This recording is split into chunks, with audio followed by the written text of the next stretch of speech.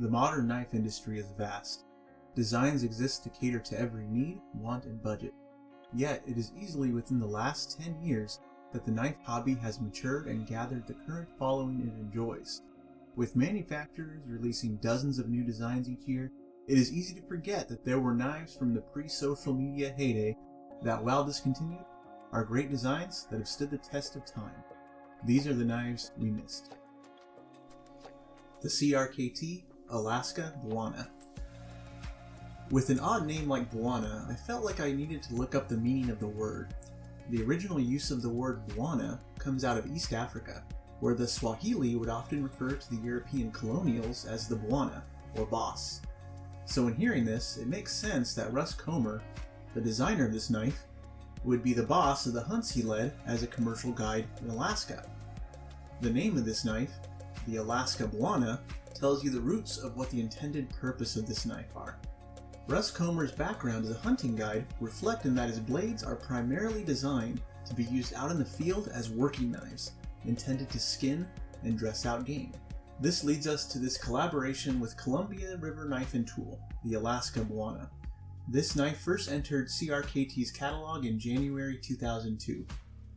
While the blade steel will not impress knife fans in 2020, for the time, the AUS 6 blade was more than adequate.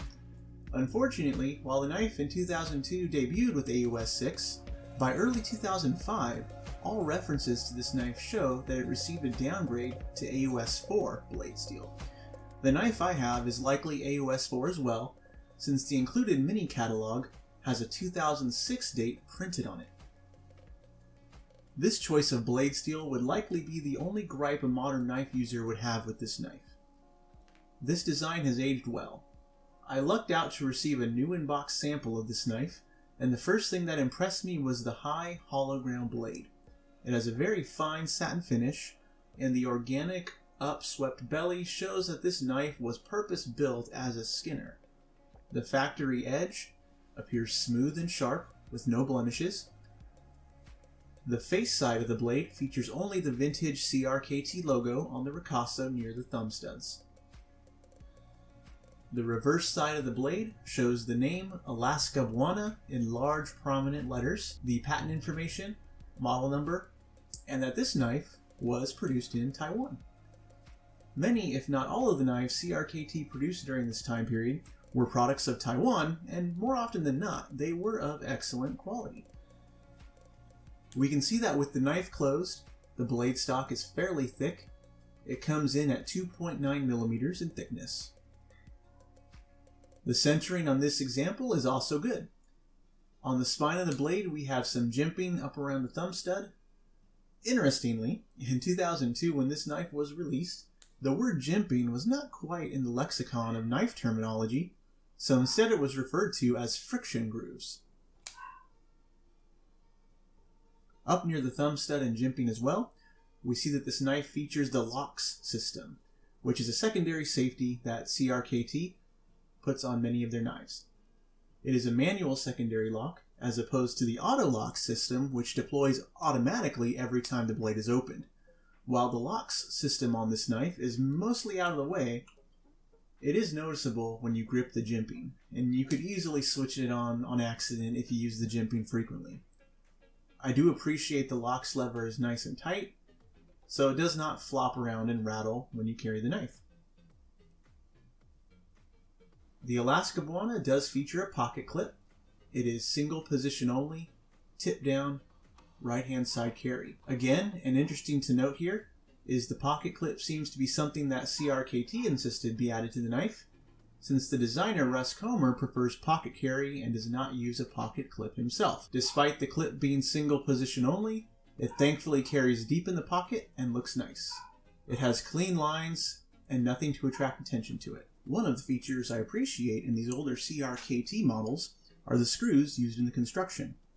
Both the pivot and the handle screws use T8 Torx heads, which look more robust than what you see in most modern folding knives. The smaller details like that are quite appreciated. The handle material is Zytel, so it is plastic, but if you take a look at the texture, it has a pebbled, orange peel-like appearance, and it does provide some grip, and the hand feel is great. Looking around the handle shows no sharp edges. It's all rounded and very comfortable. The finger grooves give the knife a very nice feel in the hand. The back spacer is also Zytel, and the liners are a 420 J2 steel. The liners appear to be bead blasted, and bead blast does tend to invite rust, so in cleaning this knife you would want to be careful to watch for that.